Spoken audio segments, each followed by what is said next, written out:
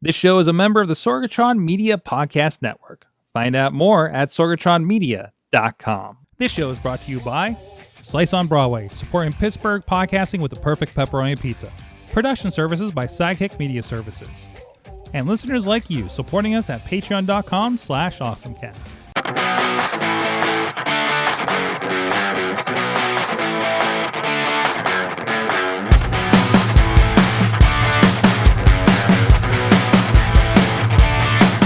It's time to get geeky, get awesome. It is the AwesomeCast. What was that? This is the AwesomeCast. I'm at Sorgatron here in the Sorgatron Media Studios in Pittsburgh, Pennsylvania, ready to get geeky with you. A video producer, I guess. I never tell people what I do on these shows, I realize. But we have with us I'm a podcaster, obviously, and we're doing video, and there's a studio. That's all you need to know, I suppose. Also with us back on the show is the Dudas. Can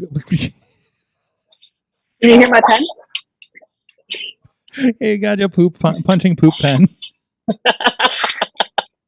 Happy New Year! Here's Happy New Year! Social media and God knows what else she's doing this week for a job. Hi. Hi. Are you recovered from the holidays yet? Enough. No. I mean, we were playing with He-Mans in Starbucks the other day, so that was our big. And a recovery day. Yeah, that was kind of a nice recovery day. That was like the best day I had in like 2 weeks. So amazingly. Yay. So, but also back with us is from the Pod Cave is Dave Podnar. It's Dave Podnar.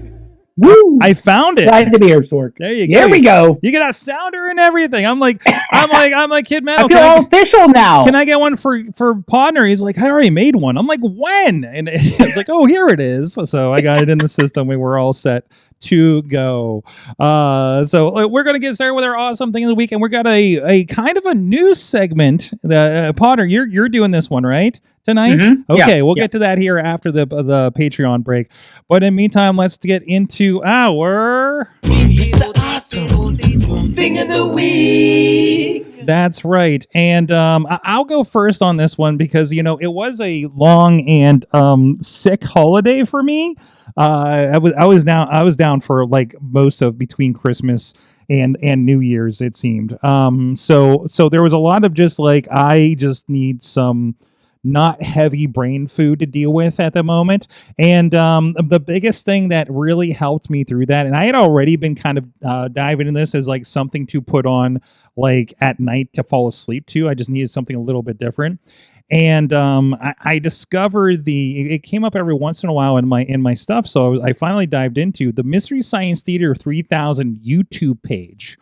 And the great thing about this is they have multiple ongoing live streams just playing old episodes of Mystery Science Theater.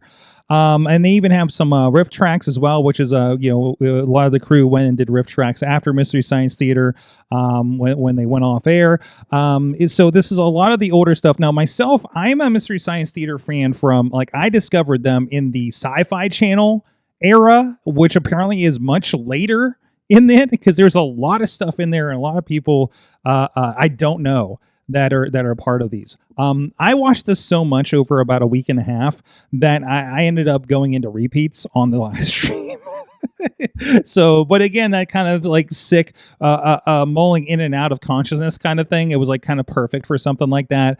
And they have multiple live streams. They get the Riff Tracks one. They have a simulcast with their Twitch stream.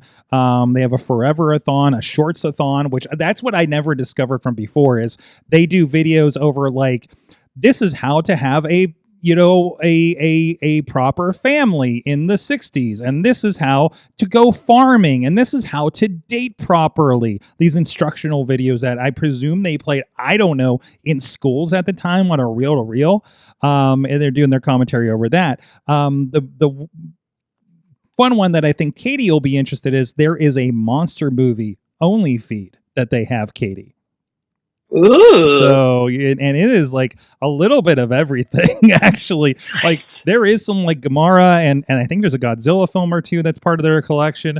So like Godzilla's definitely been in the intro and some of the stuff I've watched. So, definitely highly recommend that. And to go with this, if you didn't know, if you have an Apple TV, there's actually a timer on there, a sleep timer that you could put on. So I've been doing that, so I'm not like 3 hours later waking up and with the weirdest dreams.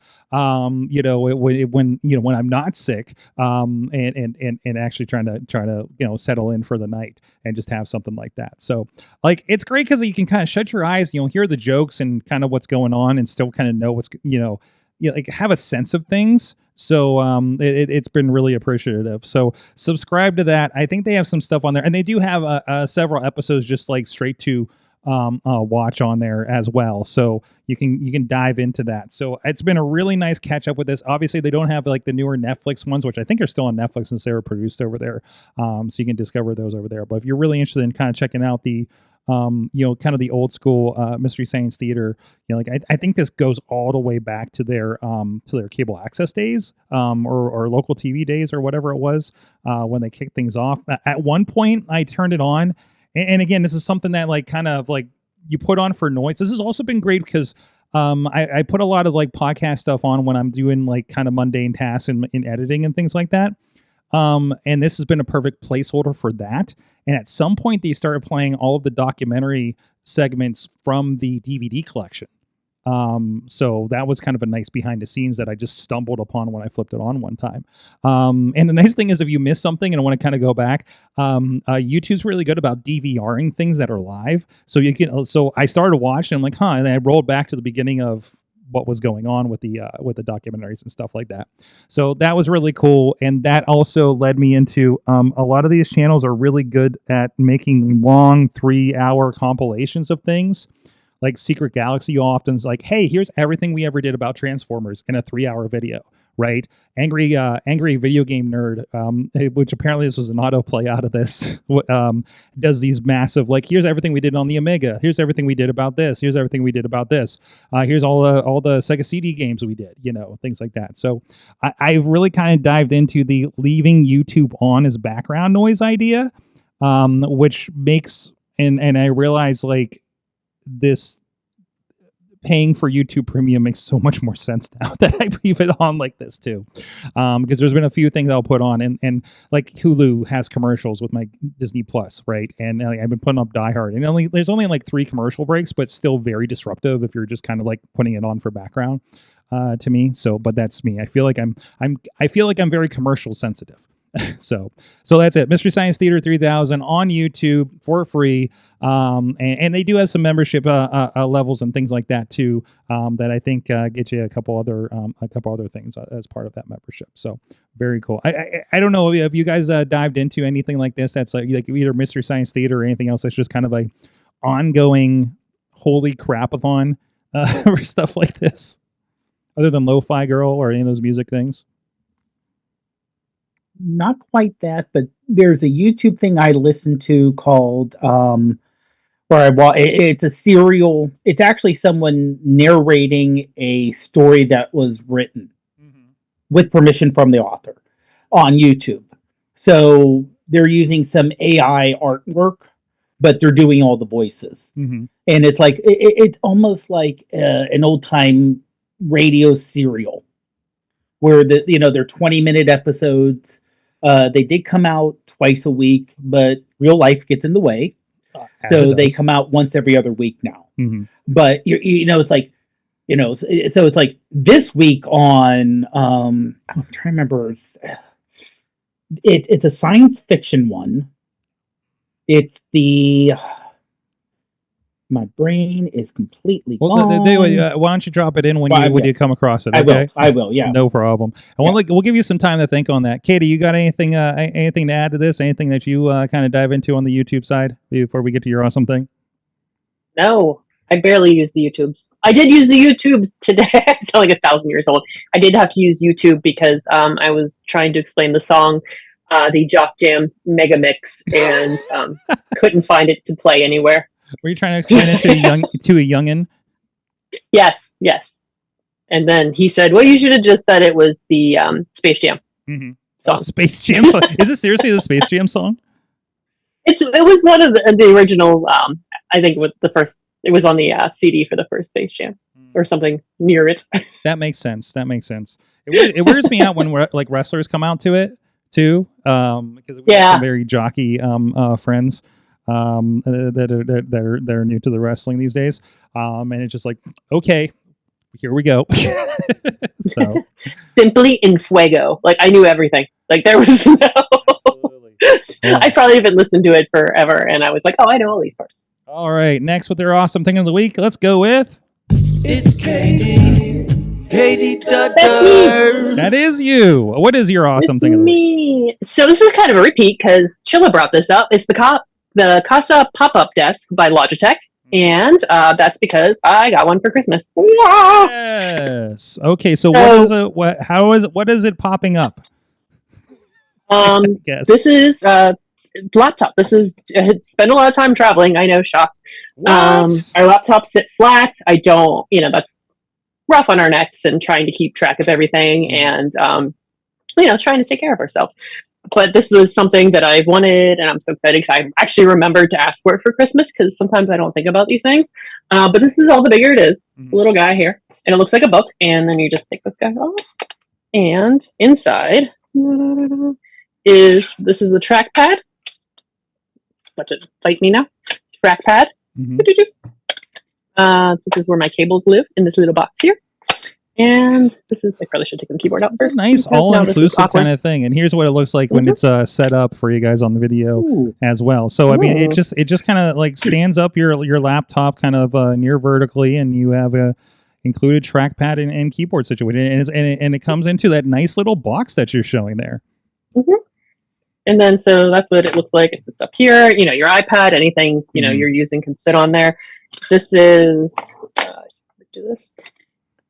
This is like my normal keyboard. This is what the size difference. So it's not it's a nice compact size without the number pad. So I mean it's almost the exact same size. It looks like it's pretty much the size of if you're familiar with the wireless Apple keyboard that doesn't have the number pads. So I like it. Yeah, it's a great size. It's easy. I like the keys are a nice clicky. It's also the keyboard itself is a little bit raised, so it's not flat. And the trackpad's nice too, and it's rechargeable. The cables are in there, and yeah, that's it. You just kind of there's a little. You can hide things in here, probably things like important things like cables. But yeah, does that fit into your backpack? Is it kind of like fit next to your laptop, maybe with the backpack? Yeah, I would say so. Close this guy down, and now you're going to challenge me to find something near me. It's smaller than a Trapper Keeper. I love it. I love you have a Trapper Keeper for comparison. I have a Trapper Keeper about the size of a D&D handbook. A D&D handbook, okay, about the size of a D&D handbook, okay. Oh, look at that. We're just going to do that. That's context. That's how we're going to size everything from now on. I know. Either by a Trapper Keeper or the D&D handbook. But yeah, it's a nice size. Can I do a bonus awesome ask of the week for you? Because I've had this picture. because I wanted to bring it up. I feel like I just haven't thought about it when you've been on. But I took this one image when I think it was our last trip for SAE in Florida, and you have this amazing stand for your Kindle. You have like such a Kindle reading mechanism going on here because you're showing a page turner for this as well. So this is just a little kind of pop-up stand. So you're not like craning your neck down or anything like that. But you also like a button for it too, right? It's in the other room. I can't even show you the thing. Well, I'll bring it next. I can zoom in on this one. So that's the little standy guy. That stand in particular is heavy duty, and I don't think I'll travel with it again unless I have to. It also doesn't sit very flush with the page turner. You can't see it, but in my right hand there's a little clicky button. It's just Bluetooth. It charges USB-C, and you just stick it along the edge, and you can just click through, so you don't have to hold it or touch it. And you can I find that I read much faster when I'm just clicking a button down here as opposed to like hitting the screen. So you can get those in a variety. They're very trendy. You can find them pretty much anywhere, and people will put cute keychains on them and all kinds of stuff. I was just relatively like kind of amazed when I'm like, we're sitting getting ready, they trade table time and everything like that, and then I just see you just like setting up this whole mechanism over here, and I'm just like, she's just reading. What this is great, and I wanted to make sure we brought it up on the show because I thought that was some road warrior shit right there. Thank you. I'm working on it. There you go. There you go. Like plenty of opportunities though, So anyways, I think Podnar, it's time for your awesome thing of the week. Oh, wait, just to review real quick, that awesome thing, just so I have it so you can look it up. It's the Casa Pop-Up Desk, CASA, and they have it over on Logitech.com. And of course, I'm sure it's over on the Amazon. Everything it's retailing. It looks like it for $179.99.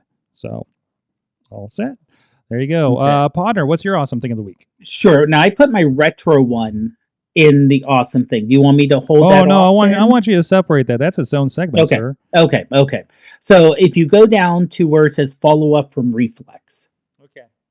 I talked about how Reflex is having it's basically a 2x lens that you can put on your iPhone 5X to make it a true 10x optical. And they're shipping. Mm-hmm. And the link I sent you, unless it's...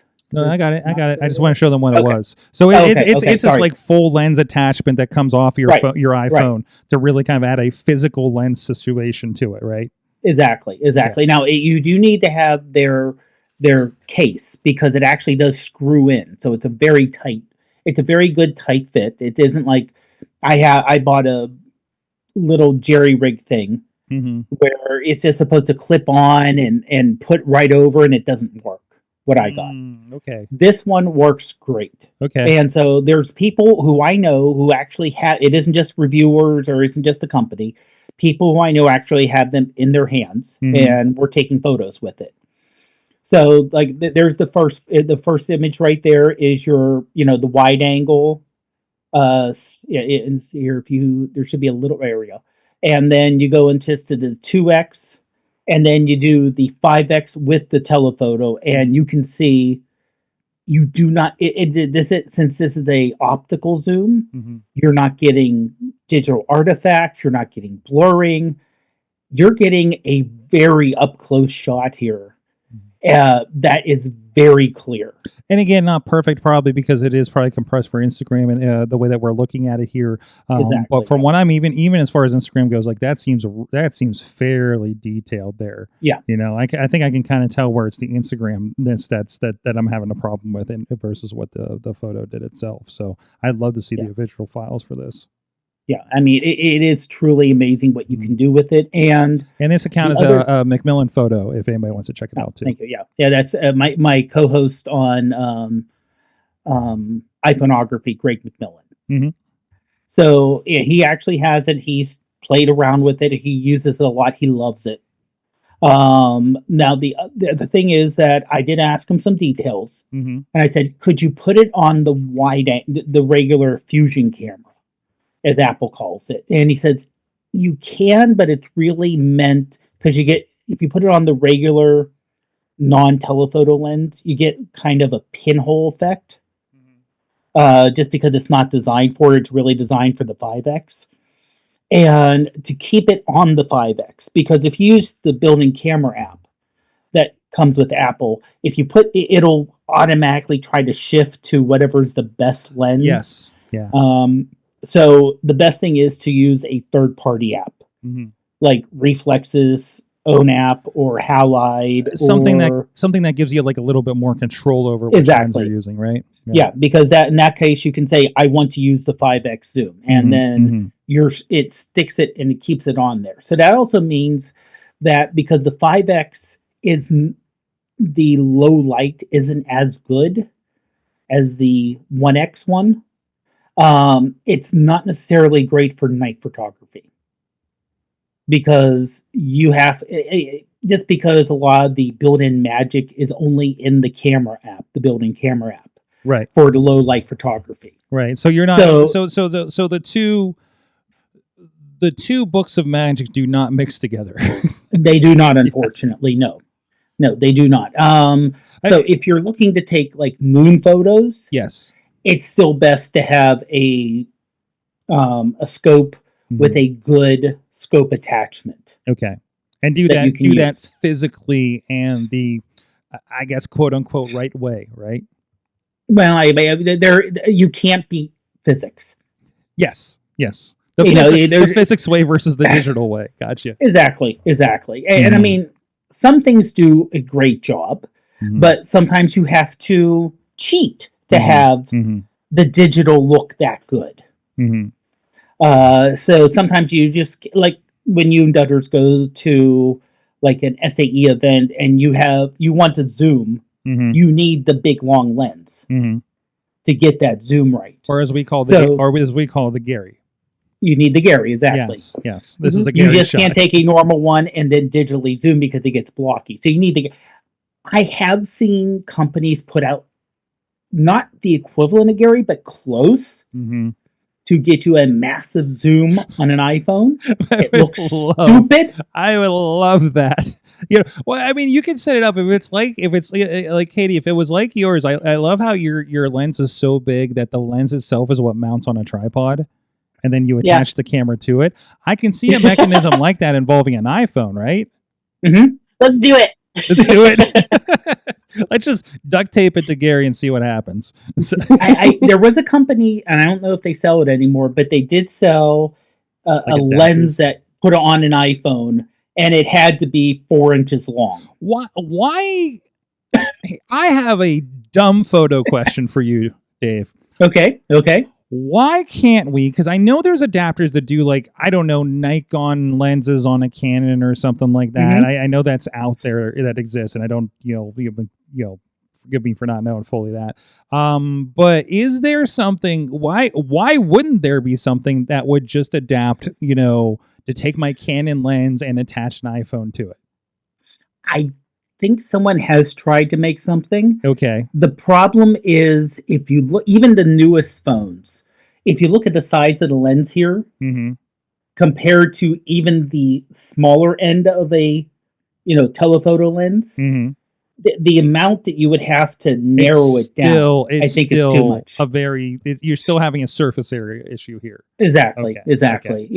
And I mean, you can, it to me would be the equivalent of holding your phone, which I have done, up to binoculars.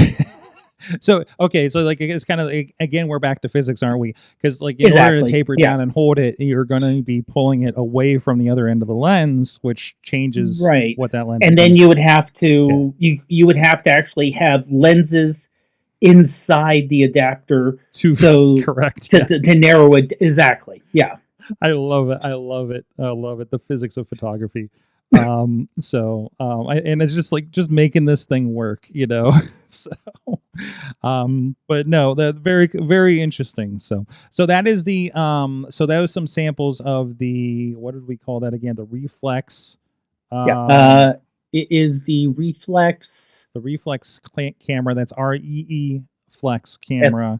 And of course their Instagram, which is going to have everything, is at REE Flex camera on the Instagram as well, if you want to check that out. Now, I did see it's a 2-year-old post on Reddit. Canon lens mounted on iPhone. Yes, let's do it. So it shows a cage. Okay, a cage. Oh man, can you put this link in somewhere? Yes, I will. Yes, I will. Put that right beside your awesome thing, so I can pull it up. Okay. So you said it's a cage situation? Yeah, it's literally it's like a steady cam cage. Listen, with an iPhone. It doesn't even matter if you're doing the simplest, stupidest thing. As long as you put whatever camera or iPhone in some kind of cage mechanism, even if it's like a $15 one I got off of Amazon, people are impressed. Okay, there's this, that was always why I never wanted to go down to DSLRs and stuff, because I'm like, oh, I need to look like a professional, so I want to bring the big camera, and the big camera is the best one to shoot with for what I do. But and I've been like whittling down to these smaller ones that are just better for situations. But I'm always like, oh, they think I have like a damn handy cam that's like $400. It's like, no, this is a $2,000-$3,000 camera, Yeah. So, but and same with DSLRs.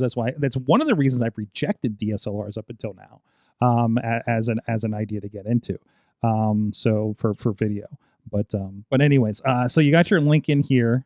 That was killing time. Oh my god, this thing! Oh my god, this thing! Oh, look at this thing, Katie. I think that's how you're gonna roll through Baja this year.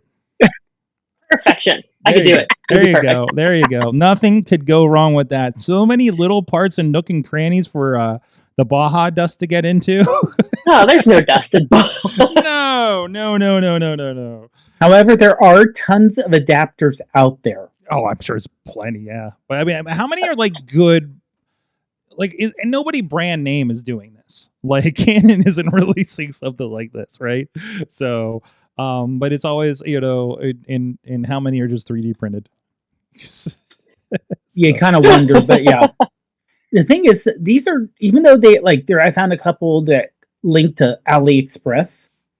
Mm-hmm. These are still almost $200. Mm-hmm. Wow. So yeah, mobile phone to DSLR adapter ring. There's one, a 17 millimeter smartphone case system. Isn't that good? Like every year, you're just like, oh, we filmed this in iPhone for the presentation. Mm-hmm. It's like, okay, you put it on a $1,500, $1,600, $1,800 iPhone, but then you applied $30,000 of worth of hardware and lighting to it. Of course, it looks good, So, Sorg, I'm going to put another link in here, just to the right, just for the visual. Oh my God. Now, this is a couple years old. This is from Petapixel. Okay.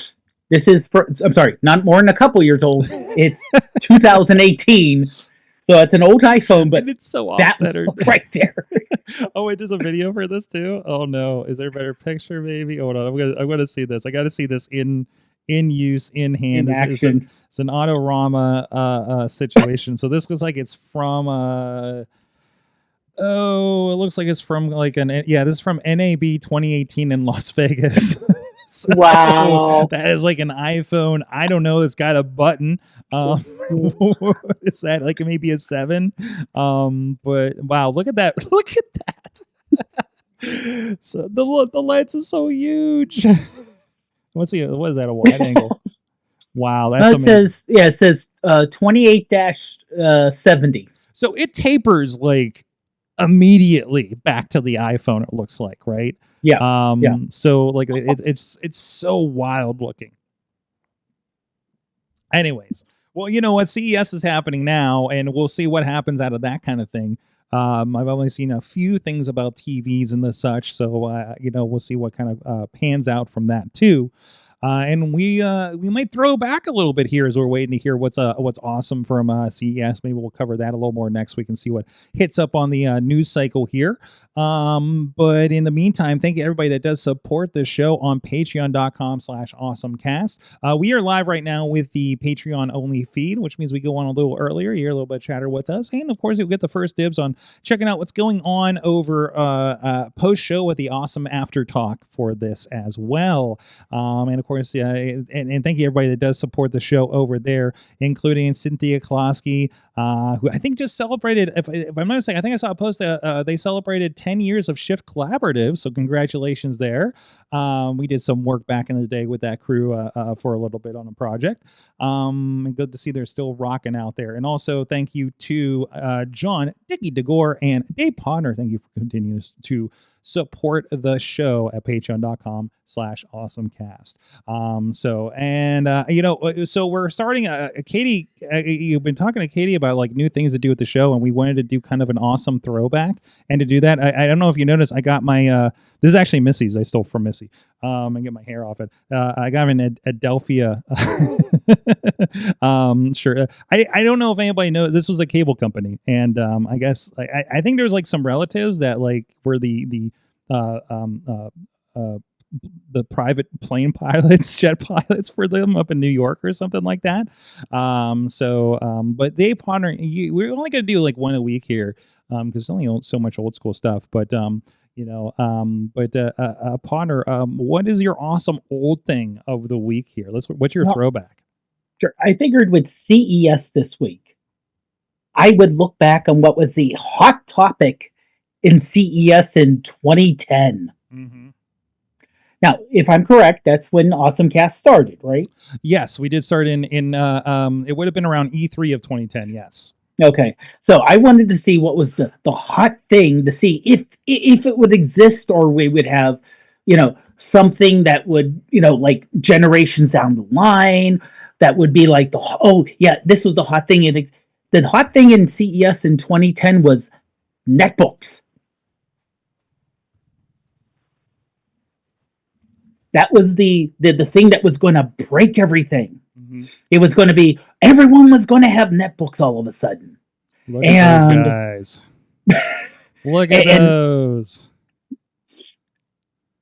And everyone's like, "Oh, we have our netbook. We have our netbook. We have our sexy little netbook. Look at our netbooks. They're everywhere. They're amazing. They're only 8-inch screens or 10-inch screens, but they're cheap." I'm unknowingly prepared for this because ages ago, my mother gave me this bag had 2 netbooks, Gateway netbooks in it. She's like, "Is there anything I could do with these?" And I'm like, "Probably not, Mom."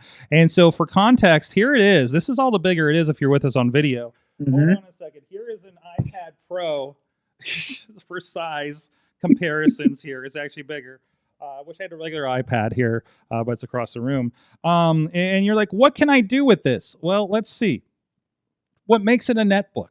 At the time, they had an Intel Atom processor. This is the Intel Atom N450. And look, this is around the 2010 era. This is running Windows 7 starter on it. 1 gig of memory, which still seemed low for even 2010 probably. 160 gigabyte hard drive, which is spinning, by the way. It had your Wi-Fi in there. It doesn't. This one does have an Ethernet port. And I think the other one that's been floating around here may have an HDMI port in it too, but it's relatively the same model. So the idea is you literally just surf the internet with this thing. It's a personal internet device of a sort. Yeah. But this is also, isn't this the same year the iPad dropped? Well, that's the thing. When netbooks came out, there was rumors of an Apple something coming out. It was the Apple tablet that was going to come out. And so everyone came out with these netbooks because they were $300, $400, $500. So they were a lot cheaper than notebooks, but they were also crap. And I'm sorry for anyone who bought one. They were plasticky. The screens were low resolution. Yep. And the Atom processor was slow as molasses. And it was literally, do I want to get a netbook? The answer is no. Save up, get a real notebook, or get a used one, or get anything, because they were useless. And what happened is that all came out in January of 2010. Big news. The Apple's falling behind. Is Apple going to come out with its own netbook? How can Apple come out with a netbook? Everything at Apple's so expensive. It'll be $1,000. It'll be too expensive. And then Steve Jobs came out with the iPad 3 months later and said it starts at $500. And boom. And at that point, netbooks pretty much went away. Well, because wasn't kind of the answer to the netbook for Apple, aside from iPad, also the MacBook Air that fit in the envelope? No, because the MacBook Air, the very first one, was $1,800. So that was actually, it was small, it was thin, but it was not cheap. And so the iPad's kind of there saying, well, you could get because remember the original iPad was 9.7 inches. Apple basically said, oh, for only a couple $100 more than plastic, low resolution screen, smaller, you can get a bigger screen that is glass and metal, and you can get wireless or Wi-Fi. Remember, it's still just like now with the iPads, and it starts at $500. And at that point, when that hit the stores, and you said, okay, and remember, the very first iPad didn't have a camera either. We bought one the first year, and we bought 2. I could not find it. I could not find it in the house. I don't know if we got rid of it. I got one in the back actually. So if you compare the build quality, and they were thick and heavy compared to the new iPads. But you compare that build quality to a netbook, it blew it away. Yeah, because you had that aluminum feel to it. The screen felt better and everything. So like it was higher resolution. even for what I was doing back then, which was really simple. I remember the argument was like, this is not a creator device, this is a consumption device versus a netbook. Well, even a netbook, I don't know how much you're creating on that unless you're like blogging, right? So it's pretty much surfing the web, answering emails. Yeah. You weren't doing any photo editing on it. No, I wouldn't think so. Katie, did you ever encounter any netbooks early on, or were you well into your white iMacs with the Hello Kitty stickers on it? No, I was into laptops. Oh my gosh, laptops. I never got into these little dudes. No, I can't even think. No. Mm-mm. I still don't know how my mother got a hold of two of them. Like, I don't know how that. I'm like, how did you have these computers? Like, how many computers do you have, Mom? So which version of AutoCAD is this?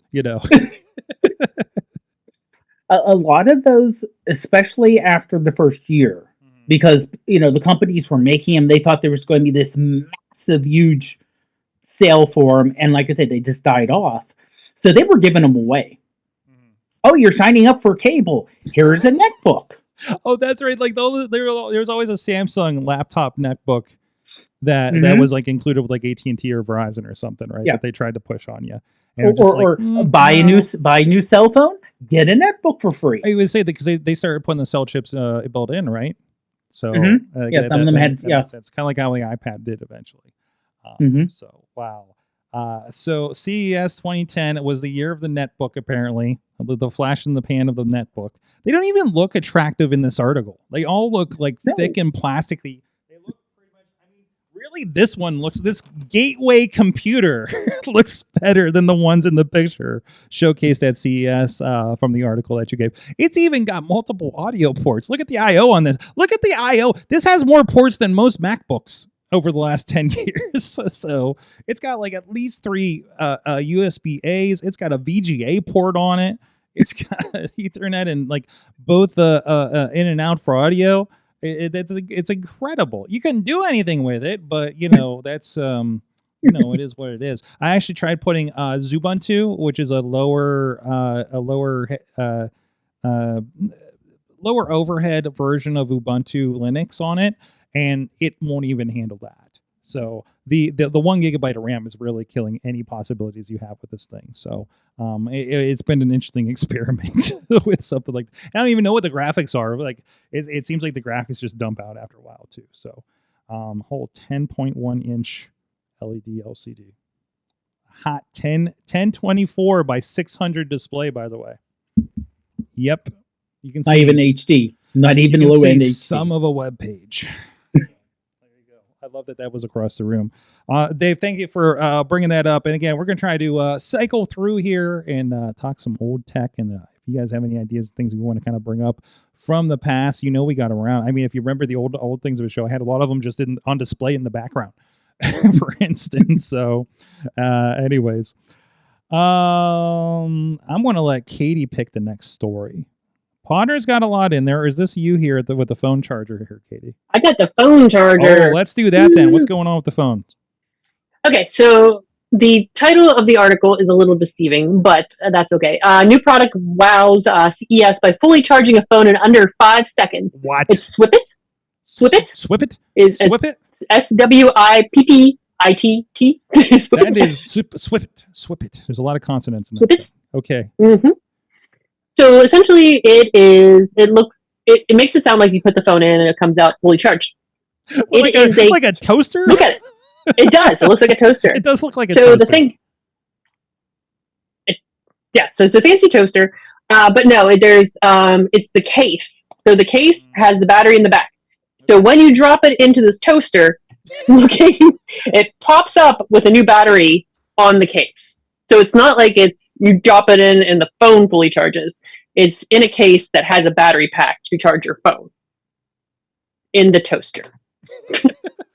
By the way, show title I just put in for notes is iPhone toaster.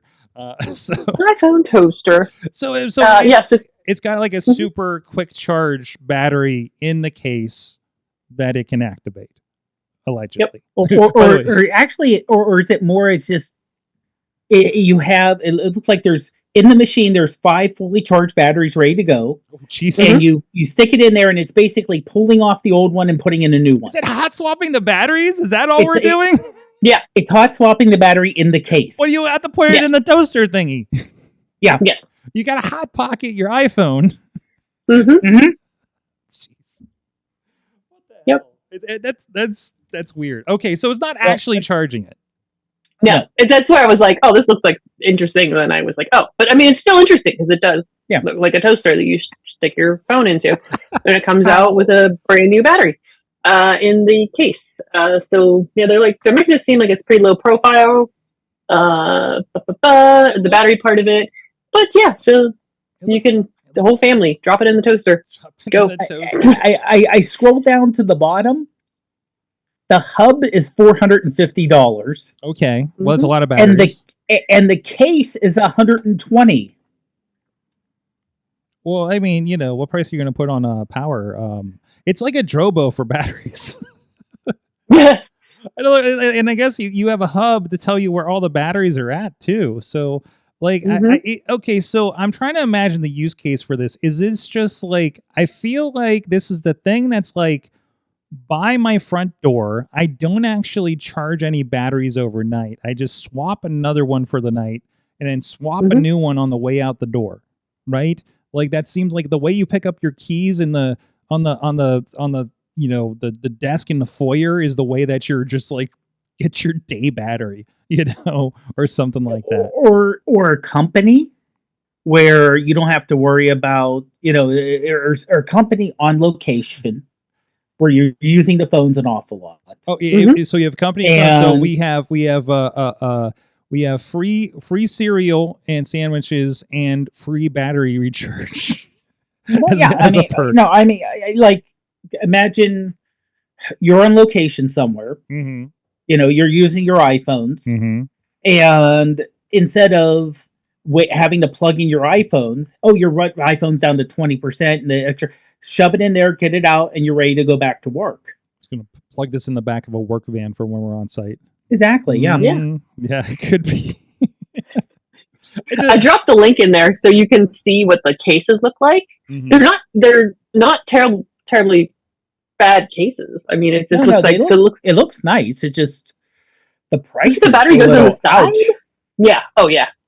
But you can get your toaster in different colors, like white and poplar. Yeah, I guess so. It just looks like okay. So it just does a swaparoo thing. I need to see video of this thing at work. So here's a guy. Oh wait, he puts it in the kitchen. Imagine the mistakes. Listen, Mom. Don't put. Why does Mom keep putting her phone in the toaster and the bread in the charger? It'll be the biggest confusion since the people were wondering about the cup holder that was in the computers. The CD drive issue. The CD drive. Yes. Yeah. My cup holder isn't working anymore. It was kind of convenient, and it was like really kind of layered. It looked like a cup should have belonged in the middle of the CD tray at the time. So, but yeah, that's we really turned this into a podcast for the olds, haven't we? Yep. Swipit.com if you want to go find out more. Is this like all they're selling here? Is that like all they do? Power your day in 2 seconds, it says. Okay. I'm fascinated about this. This is one of those we got to set reminders for ourselves. Check on these companies 8 months from now and see if they're still around. Somebody was doing on stuff that they reviewed from the year before at CES, and they're just like, oh yeah, this company's still up. But none of the products in stock. They're dead. They're not around anymore. Mm-hmm. So exactly. So, Podnar, actually, let me do this one. Okay. Are you missing the days of Kmart? The soothing. Who isn't? It's like a warm blanket of Muzak in your ears is what you're missing, right? Exactly. Well, over on Nerdist, somebody has apparently taken. No, that's Dave. There we go. Somebody has apparently taken the Walmart Music playlists from the cassette tapes issued by corporate, and they have made them available on God Bless the Internet Archive. This is why we must support the Internet Archive. Please donate if you are able to. And you can go check that out. Yeah, the cassette tapes, not as impressive as a floppy disk that ran the Chuck E. Cheese robots just up until about a year ago. But still pretty impressive there. So this is like the classic old school one, because I remember back in my day, I was at Spencer Gifts, and it was literally Muzak in the back, like MUSAK maybe, or maybe there was an extra A in there, I don't know. But it was a player, and it was what looked like a CD, but it was like a 4-hour CD that went on loop, which was still not enough for your brain to not be okay with listening to the same Halloween playlist for a month and a half. By the way, so those are some rough days.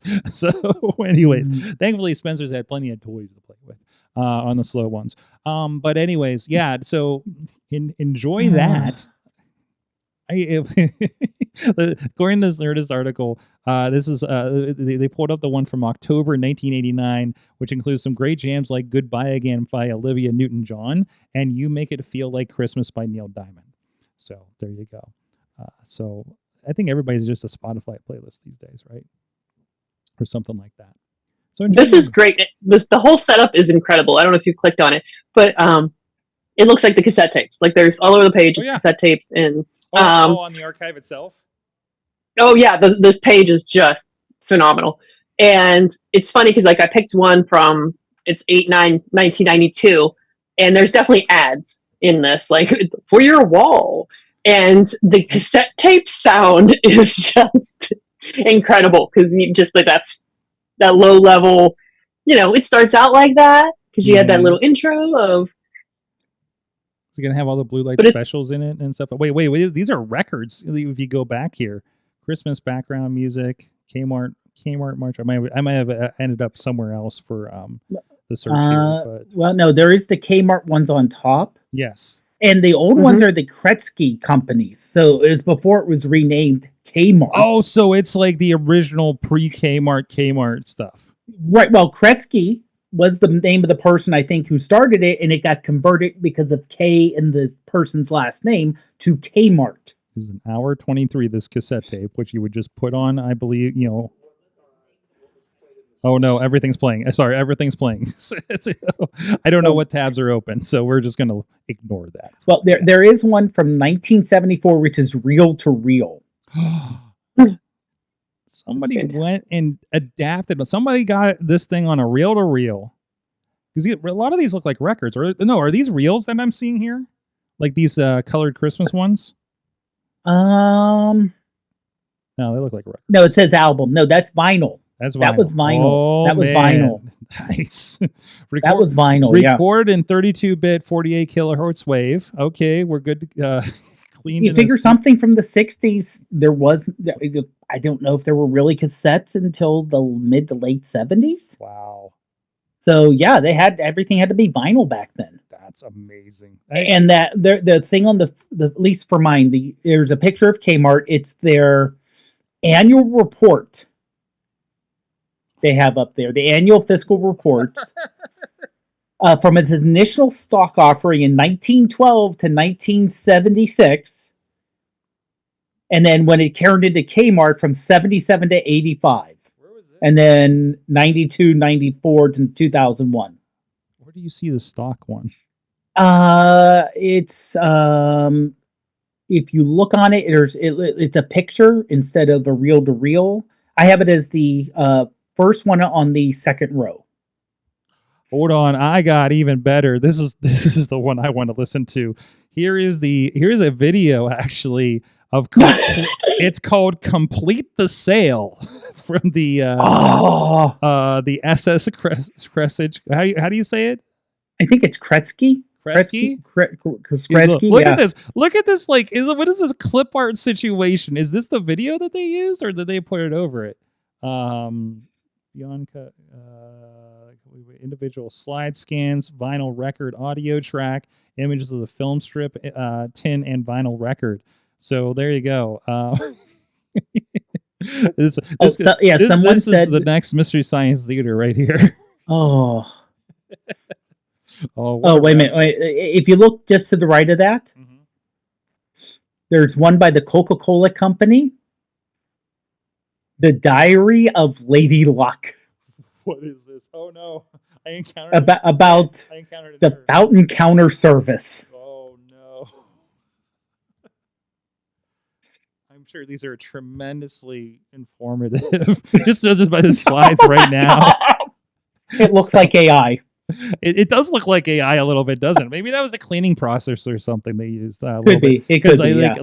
We've been playing with a lot of that because there's a lot of kind of AI enhancement stuff that we've been kind of messing with here, and I got a box of old hard drives I need to see if I can resurrect for Joe Dombrowski. So. Anyways, this is incredible. Look at these. Just the old soda pop bar there, which they probably had in a Kmart or whatever Kmart used to be. So that's how they got to the popcorn and pizza eventually. For those that remember. No way, they had the food bar. That's Hills. That was more Hills. Was that more Hills? The Kmart had. They had like a food bar restaurant, Little Caesar, it's something at the one over at Parkway Center when I first moved down here. So right, but Kmart in the past. I'm going back to early 80s. That was an innovation of the 80s, I'm sure. Yeah, no, in the early 80s, the Kmart that I remember down Crafton Ingram Shopping Center, where the Giant Eagle is now, had a full-service sit-down restaurant with a salad bar. Okay. Because my mom worked there. Okay. And you had waitresses, you had a hostess, you had booths, seating area. It was a restaurant inside of the Kmart. Interesting. What is?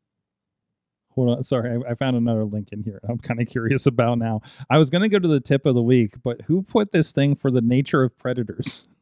Oh, that was the YouTube one that I was having trouble remembering exactly what it's called. Explain this to me. Okay, well, like I said, the story is humanity's first contact with aliens. Okay, and they're and the aliens are adorable, by the way. Some of them are adorable. Okay. Yes. But here's the thing: in this galaxy, there's only one other species of predators, and they're kind of the big baddies that kill everyone. Oh, I found them. Are these the ones that look like porcupines? No, they're the nice ones. Oh no, now I'm in a whole thing. Yeah. But no, the predators look like big lizards, big scary lizard-looking things. But everyone else in the galaxy is told, if all the predators just want to do is kill you. So if you come across predator, and they were like, we see these humans, and this was like 1,000 years ago. Yeah, that's the predator. And the idea is, predators are evil. We need to wipe out these humans. But eventually they said, they're so primitive it won't be an issue. Then they come in contact with humans like, they're predators. All they want to do is kill us because they have forward-looking eyes. And, unlike us who are not predators. So, and it's there's conspiracies going on, politics, space battles. And you can see there's 170 episodes that this person produced so far. And these are like, looks like about like 12 to 15 minutes for the most part. I found one that was like 6.5 hours. That was the first 30 that's a compilation. Chapters. Yeah. So So they do have also compilations if you just want to listen to the first 50 episodes or so. That's very cool. So you've just been kind of diving into this. That's been your background thing. I started to listen to it on TikTok. But the person had problems with TikTok because of the limit on the time. So he just went over to YouTube. Which is what most are doing here. So yeah. I guess last note here on the way out, I noticed this. We are, I believe in about a week, I think next Monday, there's, speaking of TikTok news, like there's going to be a hearing on, I think they're going to do in Supreme Court next week. The 19th is when it's supposed to be supposedly banned. I did not realize until about a week ago, CapCut is included in this as a company. At least that's what one of the pundit podcasts I listened to mentioned. So I that's the first I had heard of that. as an issue. But it makes sense. They are kind of the same company, aren't they? They are the same. Yeah, they did buy CapCut. I wonder if Lemon 8, which is also owned. I haven't heard that being. I heard I thought I heard that in the same, because they said TikTok, CapCut, and another thing, and that might have been Lemonade. Unless there's some other app that they do as well. So I find that concerning, because CapCut is definitely something that's been an amazing tool that we have been using just for general, very specific editing kind of things. So I did not renew for an annual subscription, because who knows? But got all my updates today just in case. If they shut everything down on the 19th, I'm going to be. I actually am. Part of me doesn't want to research, because I don't want to spend the time in case they decide everything's going to be okay. But if they drop a decision on this thing that's going away, I'm going to start kind of investigating. But I know I have seen, and Katie, you probably have too, because I know we watch a lot of the same TikTok accounts. A lot of them are moving to the Instagram, moving to long form videos over on YouTube. I know was it the Musketeers one? What's the Disney World engineer account that I know we both love. They've moved on. I'm sure if I flip through here, I'll find it real quick. But I've been noticing that trend on a lot of the videos that I listen to. They're like, hey, and by the way, just in case something happens on the 19th, please follow us over here so we don't disappear, kind of thing. So everybody is starting to migrate their users at the moment. So we'll see what happens with that kind of stuff. So yeah, I'm seeing some people say yes and some people no. So who knows? And who knows what's going to happen in a couple of weeks here in a lot of ways. And it's kind of the least of our problems, but at least on the AwesomeCast side, that's something to look out for. We're going to continue posting our clips and stuff until we have no reason to, honestly. I think it's worthwhile for the most part. So like, just kind of continue with it. Hopefully you have a side plan and a side place for people to go and a mechanism for them to find you if that happens. And once again, to our knowledge, TikTok will not shut down for us in America on the 19th. It will simply, my understanding is, be delisted from the app stores. So you'll still have it for a bit. You just won't be getting any updates. You won't be able to download it on new devices or reset devices or anything like that. You probably won't get a re-download option, honestly, if they do a full ban on it. And that would probably also apply if you have CapCut as well. So I'd probably go to the CapCut.com, download the the install file. Well, actually, no, because if you have CapCut, nothing can stop you from... If you subscribe through App Store, you're not going to need to cut that out. But if you go through the .com, there's really not much to stop them from allowing it. So honestly, I don't see why that would be an issue. There's plenty of programs that are from small authors that are definitely not American that I use. So that are literally on servers like in Europe. So so I think it's just going to become like, I will download the European version of CapCut, I guess. And pay over on the website. Although the website seems to be a little more expensive, I've noticed. It was like $20 for the account versus like $8 that I pay on the App Store right now. So, we'll see. We'll see how it happens there. We'll see if there's new tools that step up. You'll probably, I bet you'll see a lot of ads for CapCut replacements here in the next couple of weeks, right, Katie? Oh yeah. So been using this. Use this. Hey, it's better than. Well, you always get the better than CapCut ones, right? Like better at clips than CapCut kind of situation. So, but I don't, unless I hear from a very reputable video production source, I'm not gonna poke at some of those. There are some professional tools that do what CapCut does that I'm starting to look at for like some AI upscaling, but I'm not ready to drop $400 on those yet. So it's one time, I probably put $400 in the CapCut by now. Anyways, guys, thank you so much. Dave Podnar, iPhoneography Podcast. You can ask him about his big lenses over there. Oh yes, they said the very big lenses. The place where the big lenses go. And also one with the big lenses is Katie Dudas, the Dudders. I got the biggest lens of us all. That's right. Everybody's going to put their big lens on the table. This isn't a contest, Katie. This isn't a contest. KatieDudas.com to find out what's going on with you. And I'm at Sorgatron on all the social media. Sorgatron.com is quasi refreshed. Actually, I'm refreshing some of the back end stuff. Actually, I figured out that here's a little tip. If you have a domain, you can connect your domain to your Blue Sky. So I am at Sorgatron.com on Blue Sky now. So, it's time to be here. It's time to end the show. There you go. So, guys, thank you so much. You have been our awesome audience. Have an awesome week.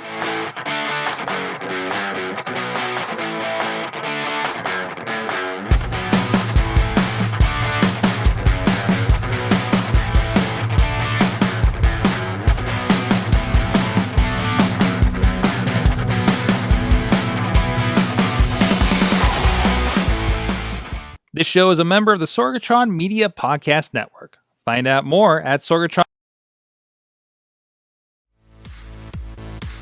I'm Eamon. I'm Merlin. And we're a gay. And his NB. Are you a reality television connoisseur? Do you like it discussed from an LGBTQ lens? If so, A Gay and His NB is the podcast for you. Hear us break down all your favorite guilty pleasure reality shows from Bravo, Drag Race, and just about everything in between. Listen to A Gay and His NB on Apple Podcasts, Spotify, or wherever you listen to podcasts.